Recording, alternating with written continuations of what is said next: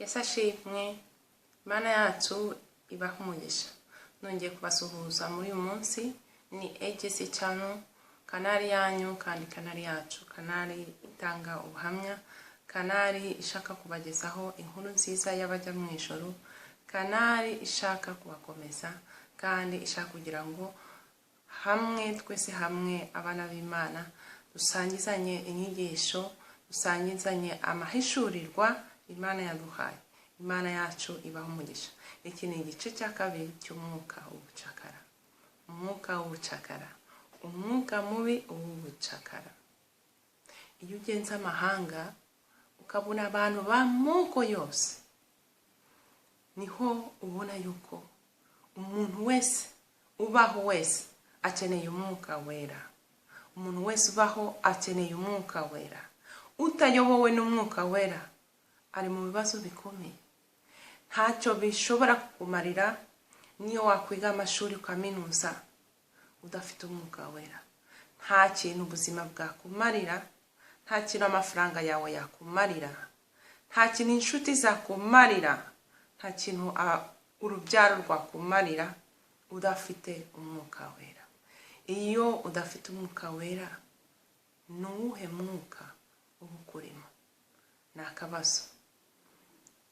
Muri iki gice cya kabiri gusa ndagira ngo tuvuge gusa ku mwuka w'ubucakara. Umwuka w'ubucakara ni ikintu kibi cyatangiye kirwana n'abana b'Imana kuva mu ntangiriro. Ariko uwo mwuka w'ubucakara, iyo umuntu atavutse bundi busha, umugumamo, waba ukize, waba ukennye, waba uri umuzungu, waba uri umwirabura, umugumamo. Imana yacu ihabwa icyubahiro. Twatugeze aho Yakobo umurongo wa 8 tugiye gusoma ijambo ry'Imana mu izina ry'Umwami wacu Yesu Kristo. Amen. Twatugeze mu gitabo cy'intangiriro, igice cya 35. Imana yacu ibaha umugisha. Aho Yakobo yari yamaze kwemerera umuryango we neza. Umuryango we nawe bari bamaze kumwemerera, barimo bagenda bahunga igihugu, bari bava mu gihugu cyitwa igihugu cy'ubucakara. Mu by'ukuri bari baravuyeyo mu by'umubiri, ariko mu by'umwuka ntabwo bari baravuyeyo. Hari benshi muri iyi si tuva mu bucakara bw'umubiri tugasohoka, abantu bakatubona ngo twateye imbere, twambaye neza, dufite amafaranga, ariko mu buryo bw'umwuka tucituriye muri cya gihugu cy'ubucakara.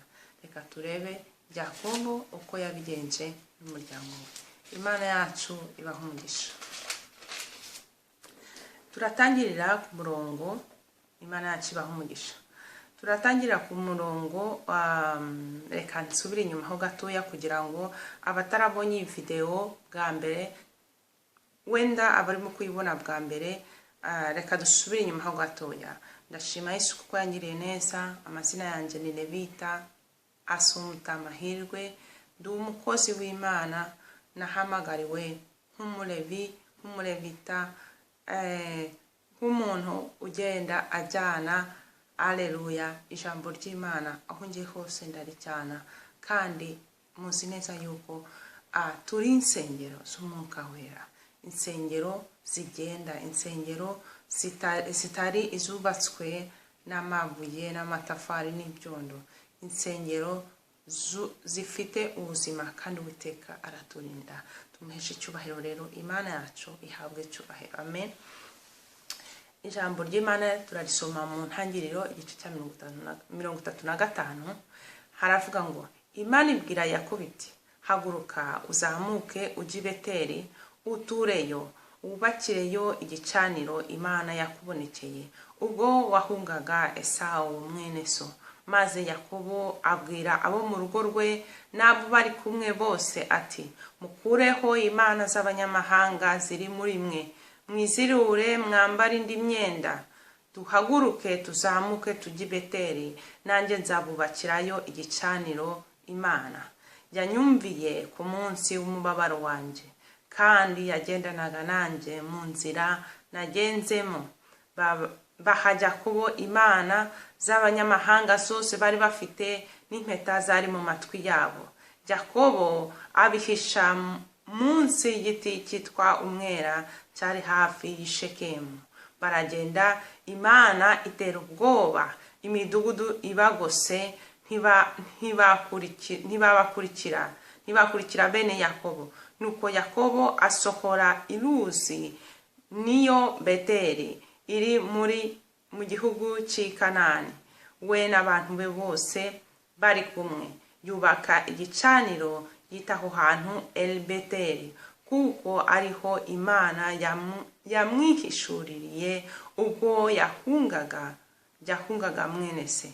Kandi Debora wareraga Rebeka arapfa, bamuhamba hepfo y'i Beteli munsi y'igihugu cyitwa Umwaroni cy'abita Aloni Bakuti. Imana yongera kubonekera Yakobo agarutse avuye i Padaranamu, imuha umugisha, iramubwira iti, witwa Yakobo, ntuzitwa Yakobo ukundi, ahubwo Isiraheli niryo zina ryawe. Nuko imwita Isiraheli. Imana iramubwira iti, ndi Imana ishobora byose, wororoke ugwire, ishanga n'iteraniro ry'amoko bizagukomokaho.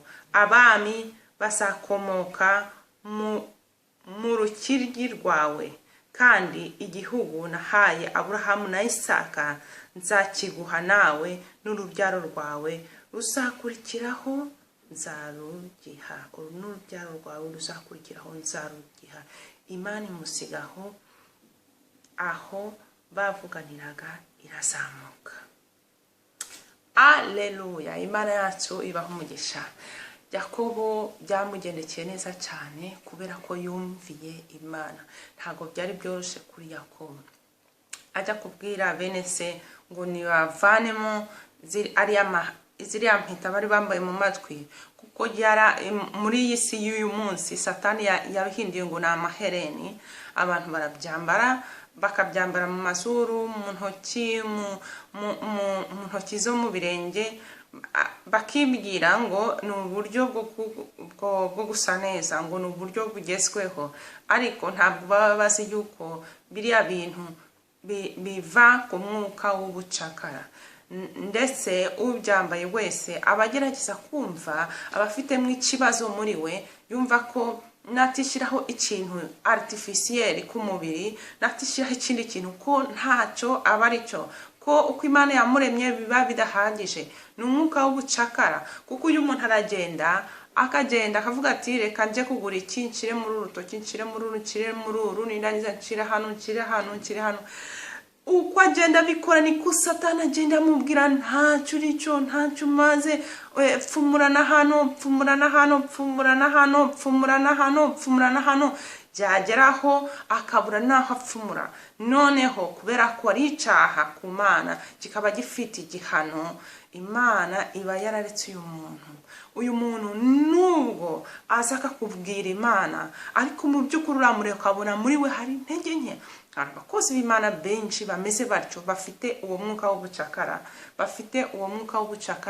babuze naho bapfumura, aho bapfumura, bambaye hano, amabara yose ku maguru, no mu bwihishwa bw'uyu mubiri baba bafite ibindi bahambiriyemo, bavuga bati niyambura ubusa noneho ntabwo ndaba nkomeye, ntabwo ndaba mpagije, reka ndebe ko napfumura umukondo, reka ndebe ko napfumura mu myanya yanjye y'imbere. Satani amubwira ati, aho no mu myanya yawe y'imbere ntabwo bihagije, uko Imana yakuremye ntabwo bihagije, ntacyo umaze, ntacyo uri cyo. Ni umwuka w'ubucakara. Abantu ntibazagukunda, uri umusitari, uri umuririmbyi, uri umuntu ugaragara kuri televiziyo, uri umuntu abantu benshi bareba, ugomba kwishyiraho ibyo bintu byose, sino ntacyo uraba umaze, ntacyo uraba uri cyo. Ntabwo ubwiza Imana yaguhaye n'imbaraga Imana yaguhaye n'ubwenge Imana yaguhaye bihagije. ugomba kwipfumura ukipfumura ukishiramo ibyo bintu. Mwari muzi ko umuntu ufite iriya piercing yo mu mazuru uriya ko mu mukondo adashobora gutanga amaraso. Nukuvuga ngo hari n'ibintu abo mwisi bakura akavuga ati uyu muntu mubiri we yarawangirije ntabwo ashobora gutanga amaraso. Imana yacu ihabwe icyubahiro.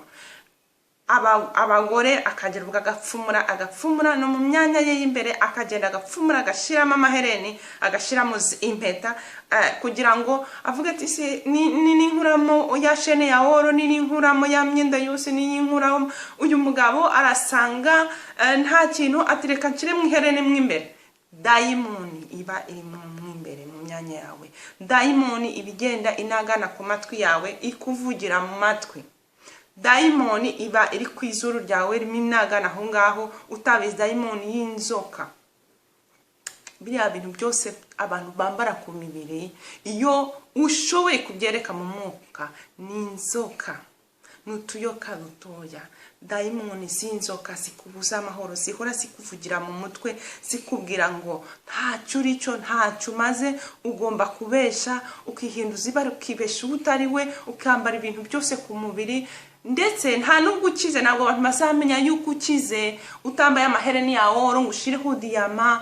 Ntabwo abantu bamenya ko ukize. Haleluya. Abantu bazabona yuko ukize iyo babona unezerewe, iyo babona umuryango wawe bakunezerewe, iyo babona ufasha abakene, iyo babona utababara kuko umuntu yagusabye icyo kurya, iyo babona uvana mu mwambaro wawe w'umukene kandi ugasigara unezerewe. Uwo ni wo mukire. Abantu bamenya ko ukize iyo babona ubyuka mu gitondo ukabyuka utuje utahangayitse, wajya no kuryama ukaryama ushima Imana kuko igufite mu biganza kandi na economy yawe ifite mu biganza.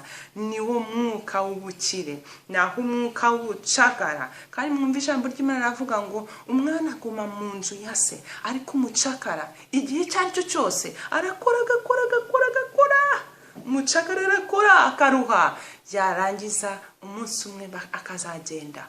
Nuko ngukora umwuka w'ubucakara umeze. Umwuka w'ubucakara uri mu bakozi b'Imana benshi bameze batyo, bagakora bakabwiriza, bafite impano, ariko bafite umwuka w'ubucakara, ariko barimo barakora ubusa, barimo barakorera iki? Umunsi wabo gutaha nugera batihanye, ibyo bakoreye bizasigara hano mu isi. Bazaba barakoze umurimo w'abacakara, ariko ntabwo ari umurimo w'abana b'Imana.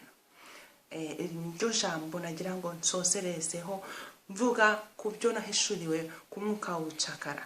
Hari amagambo menshi y'Imana avuga kuri uyu mwuka w'ubucakara, kandi Imana yacu ibaha umugisha.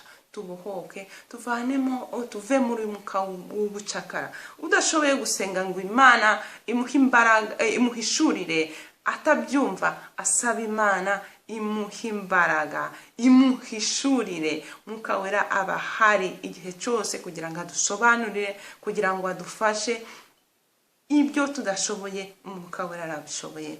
Imana yacu iguhe umugisha kandi unezererwe, ugire igihe cyiza. Ni AGC Channel, ni umukozi w'Imana Levita Mahirwe Marie Assumpta. Ndabasuhuza kandi mbifuriza amahoro y'Imana. Niba wanezerewe n'iyi nyigisho, nagira ngo ngusabe ushireho like yawe, kandi utambutse inyigisho uyisangize n'abandi. Kandi niba wanezerewe ukabushaka gufasha ijambo ry'Imana ngo rikomeze ritambuke, haleluya, rikomeze ritambuke, uyandikishe ukore subscribe, nawe uzamufashije kandi uzawuhesheje Imana icyubahiro kugira ngo ijambo ry'Imana rikomeze ritambuke. Ndabakunda kandi ndakomeza mbasengera kuko namwe mbasaba kugira mukomeze mu nsengere. Imana yacu ibaha umugisha. Turi hafi yo gutaha. Imana yacu ihabwe umugisha. Yesu Kristo ari bugufi. Amen. Amen.